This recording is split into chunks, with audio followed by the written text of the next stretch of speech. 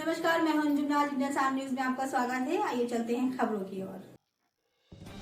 ओबरा थाना के बिल्ली मारकुंडी खदान हादसे ने पूरे जिले के प्रशासनिक ढांचे को हिलाकर रख दिया। 5 मजदूरों की मौत के बाद अब इस खदान के संचालन को लेकर बड़े बड़े खुलासे हो रहे हैं। जांच में सामने आया है खदान सिर्फ कागजों में एक नाम से संचालित थी, लेकिन असल में कई प्रभावशाली लोगों का सिंडिकेट इसे चला रहा था।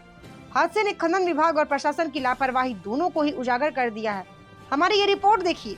ओबरा थाना के बिल्ली मारकुंडी स्थित कृष्णा माइनिंग खदान, जहां 3 दिन पहले चट्टान धंसने से 5 मजदूरों की दर्दनाक मौत हो गई। हादसे के बाद से ही खदान में बड़े पैमाने पर गड़बड़ियों का खुलासा शुरू हो गया। जांच में सामने आया खदान कागजों पर भले ही एक व्यक्ति के नाम से थी, लेकिन असल में इसे एक सिंडिकेट के जरिए चलाया जा रहा था। दर्जन भर प्रभावशाली लोग इस खदान में हिस्सेदार थे और अपना पैसा लगाकर बड़े पैमाने पर खनन करवा रहे थे।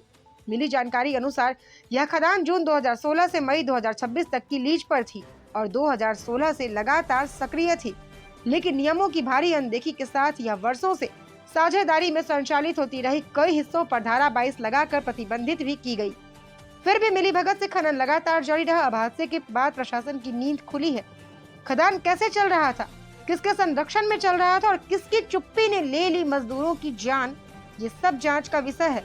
प्रशासन ने 3 विशेष जांच टीमें गठित कर पूरे मामले की तहकीकात शुरू कर दी है। लगातार रेस्क्यू अभियान की निगरानी कर रहे जिलाधिकारी बद्रीनाथ सिंह के मुताबिक बचाव कार्य अब अंतिम चरण में। 45 घंटे से जारी मलबा हटाने के अभियान में जल्द ही अंतिम शव को भी बाहर निकालने की बात कही जा रही है।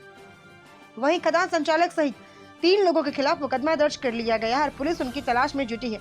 लेकिन इस हादसे ने खनन विभाग और प्रशासन की लापरवाही को भी पूरी तरह बेनकाब कर दिया है।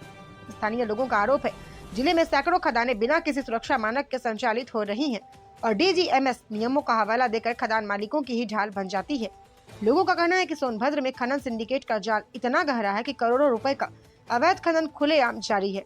यह हादसा सिर्फ एक दुर्घटना नहीं, बल्कि सुरक्षा मानकों की अनदेखी और अवैध खनन के सिंडिकेट का बड़ा संकेत है।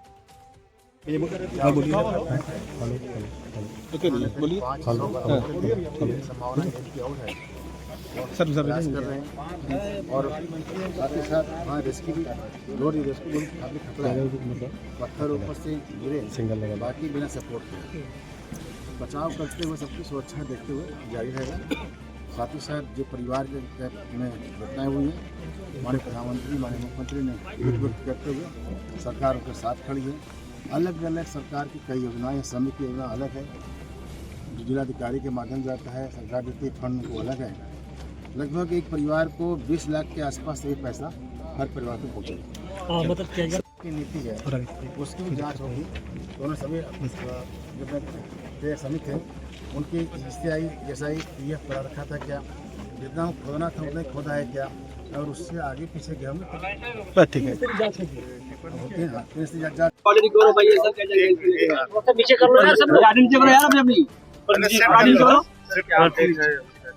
अभी तक हम लोग 5 बॉडी रिकवर कर चुके हैं, जिनमें से एक का अंतिम संस्कार भी संपन्न हो गया है।